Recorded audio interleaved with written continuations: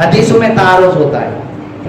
آپ دور حدیث پڑھتے ہیں, آپ حدیثیں پڑھتے ہیں, کبھی آپ کو حدیث یہ ملے گی کہ یہ کام کیا کرو, کبھی حدیث ملے گی یہ کام نہ کیا کرو. کبھی آپ کو حدیث ملے گی میرا نبی یہ کام کرتا تھا, کبھی آپ کو حدیث ملے گی یہ میرا نبی یہ کام نہیں کرتا تھا. تو یاد رکھیں یہ تعارض ہوتا ہے. کیا ہوتا ہے حدیثوں کے درمیان؟ تعارض ہوتا ہے. کیا ہوتا ہے بیٹا؟ تعارض. تعارض کا معنی ہوتا ہے آپس میں جھگڑا, کلیش, نکیز. وہ کچھ کہہ رہی ہے اور دوسری حدیث کچھ کہہ رہی ہے. ایسے آپ کو آیات بھی ملیں گی, قرآنی آیات, کہ ایک آیت میں کچھ کہا جا رہا ہے اور دوسری آیت میں کچھ کہا جا رہا ہے. مثالیں ہیں, میں مثالیں نہیں دینا چاہتا بھئی فلاں آیت میں یہ اور فلاں آیت میں یہ, بہت سارے مثالیں ہیں. تو میں بات ایک عرض کر رہا ہوں, فارمولا. ایک آیت میں یہ کام میرا نبی جانتا تھا, دوسری آیت میں میرا نبی یہ کام نہیں جانتا تھا. ایک آیت میں ہے کہ یہ کام ہوتا تھا, دوسری آیت میں یہ کام نہیں ہوتا تھا. اب یہ تعارض اگر آیات میں آ جاتا ہے, یاد رکھیں آیات کا جو تعارض ہے اس کا مطلب سمجھنے میں غلطی ہوتی ہے. تعارض, قرآن میں تعارض آ ہی نہیں سکتا کیونکہ وہ اللہ کا کلام ہے. اللہ کے کلام میں تعارض اور اختلاف نہیں ہے. اگر آپ کو لگتا ہے اس آیت کا معنی یہ ہے اور اس آیت کا معنی یہ ہے, ظاہری طور پر اختلاف ہے, تعارض ہے, تو یقین رکھیں آپ سمجھنے میں کہیں غلطی کر رہے ہیں. آپ کو آیت سمجھ نہیں آ رہی. آپ اس کو ڈیپلی مطالعہ کریں, بار بار پڑھیں, آپ کو سمجھ آ جائے گی.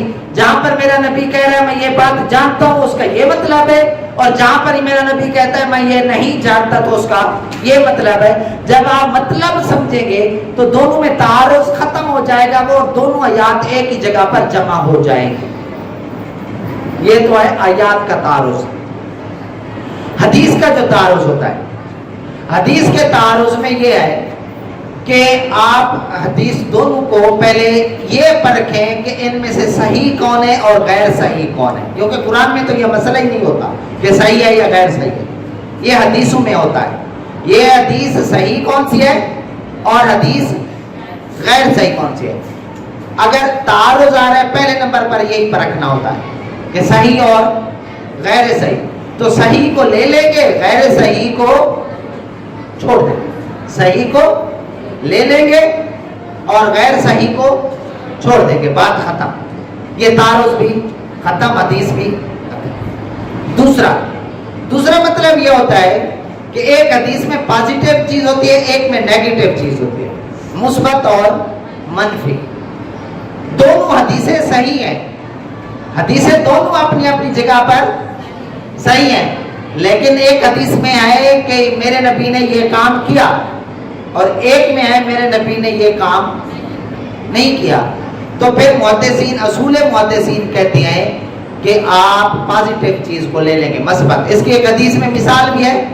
ایک صحابی کہتے ہیں کہ حضور علیہ السلام خانہ کعبہ کے اندر تشریف لے گئے اور وہاں پر 2 رکعت نماز ادا ہو گئی. دوسرے صحابی کہتے ہیں میرے نبی نے خانہ کعبہ کے اندر تشریف لے گئے, کوئی نماز ادا نہیں کی. اب اس میں ایک کا ہونا ہے, ایک میں نہ ہونا ہے. تو ہم کہتے ہیں کہ نماز تو ہوتی ہے, تو لہٰذا ہم مثبت حدیث کو لے لیں گے, دوسری کو چھوڑ دیں گے. یہ 2 میں نے باتیں کی. تیسری بات, بہت ساری باتیں محدثین نے کئی اصول بتائے, میں اسے مختصر اکتفا کر رہا ہوں تاکہ آپ کو چھوٹی موٹی باتیں سمجھ آ جائے. تیسرا اصول جو بتانے لگا ہوں وہ یہ ہے کہ آپ دونوں حدیثوں کے درمیان تطبیق پیدا کریں.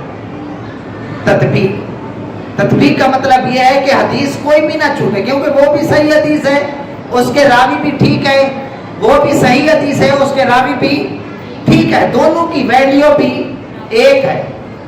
اس سے پہلے, تیسرے فارمولے سے پہلے ایک فارمولہ یہ بھی ہے, مجھے اب فوراً یاد آ گیا ہے, کہ ویلیوز دیکھی جاتی ہے. ایک زیادہ صحیح ہے, ایک کم صحیح ہے, دونوں ہیں صحیح, تو ویلیوز چیک کی جاتی ہیں راویوں کے ذریعے. حسن لذاتی, حسن لغیرہی. حسن ذاتی کی زیادہ اہمیت ہوتی ہے, حسن لغیرہی کی کم ہوتی ہے. تو اسی طرح ایک زیادہ صحیح ہے, ایک کم صحیح ہے, تو جو زیادہ صحیح ہوگی اس کو ہم لے لیں گے, جو کم صحیح ہوگی اس کو چھوڑ دیں گے. जो तीसरी बात बताने लगा हूं, अब ये चौथी होगी बल्कि कि तत्बीक पैदा करेंगे दोनों हदीसों के दरमियान। तत्बीक यानी कोई हदीस भी हमसे ना छूटे, उस पर भी अमल हो जाए, उस पर भी अमल हो जाए। आसान लफ्जों में बता देता हूं कि आप उस हदीस, दोनों हदीस की ऐसी तौजीह बयान करें, ऐसी वजाहत बयान करें कि दोनों हदीसों पर अमल हो रहा हो, वो तारुज़ वाली बात खत्म हो जाए। इसकी मिसाल देता हूं। एक हदीस में आता है सबसे पहले अबू बकर सिद्दीक रज़ी अल्लाह ताला अन्हु इस्लाम लाए।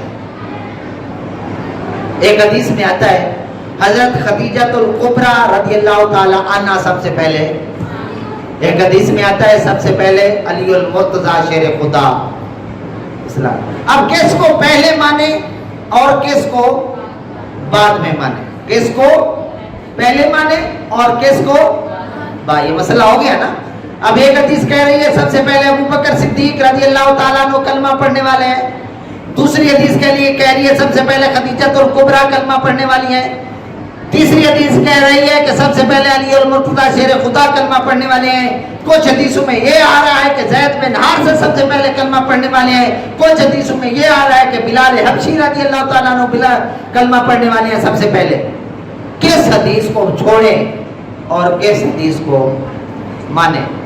ये देखिए, मैंने 4 या 5 हदीसें आपके सामने अव्वलियत की पढ़ी है। पहला नंबर इसका है, पहला नंबर इसका है, पहला नंबर इसका है। किसको माने और किसको छोड़े? तो उलमाए मुहद्दिसीन, खासकर इमाम अबू हनीफा नुमान बिन साबित रहमतुल्लाह अलैह ने ये बात बताई। उन्होंने कहा किसी हदीस को ना छोड़े। मैं इसके दरमियान तत्बीक देता हूँ। क्या तत्बीक? के सारी हदीसों पर अमल हो जाए, सारी पर। भाई वो कैसे सारी पर अमल हो सकता है? तो उन्होंने फरमाया आप यूं कह लेना, मर्द में सबसे पहले अबू बकर सिद्दीक ने कलमा पढ़ी और तुम्हें सबसे पहले खदीजतुल कुबरा ने कलमा पढ़ा। बच्चों में सबसे पहले अलीउल मुर्तज़ा शेर खुदा ने कलमा पढ़ा। आजाद गुलामों में ज़ैद बिन हारिसा सबसे पहले कलमा पढ़ने वाले हैं। और जो गुलाम है, आजाद नहीं है, गुलामों में सबसे पहले बिलाल हबशी रज़ी अल्लाह ताला अन्हु कलमा पढ़ने वाले। तो देखे झगड़ा ही खत्म, सब पहले नंबर पे आ रहे हैं। और मर्दों में वो आ रहे हैं, औरतों में वो आ रहे हैं, बच्चों में वो, गुलामों में वो, आजाद गुलामों में वो। लिहाजा सारी हदीसों पर अमल, तत्बीक पैदा हो गई और तारुज़ खत्म हो गई। अल्लाह ताला से दुआ है कि अमल की तौफीक